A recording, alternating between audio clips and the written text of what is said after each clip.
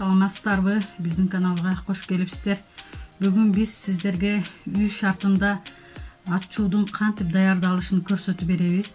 Ачуу сүртөмө, каттама, самсы, пирожки ушулар менен жегенде өтө өтүмдүү болот.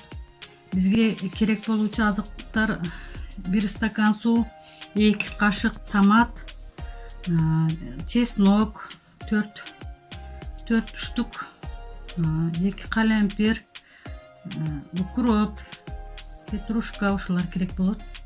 Кайнаган стаканда сууга 1 чай кашык тузду салып аралаштырып алабыз. Биринчи томатыбызды салып алабыз.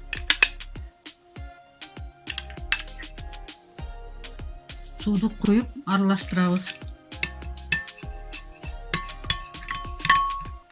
Чесногубузду майдалап туурап алабыз.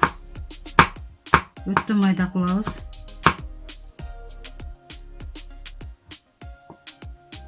Ушундай майдалап туурап алабыз.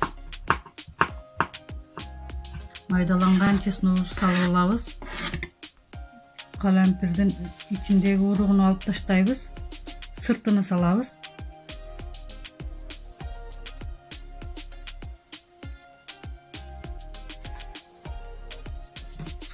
Майдалап, мында майдалап салабыз. Калемпирди салып алабыз.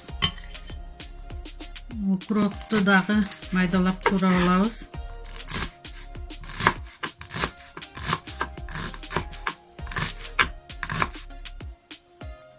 Мында салып алабыз. Тууралган укропту баарын аралаштырабыз. Үй шартында даярдалуучу ачуубуз даяр болду. Тамагыңыздар даамдуу болсун. Биздин каналга кошулуңуздар. Сиздер да даярдап көрүңүздөр.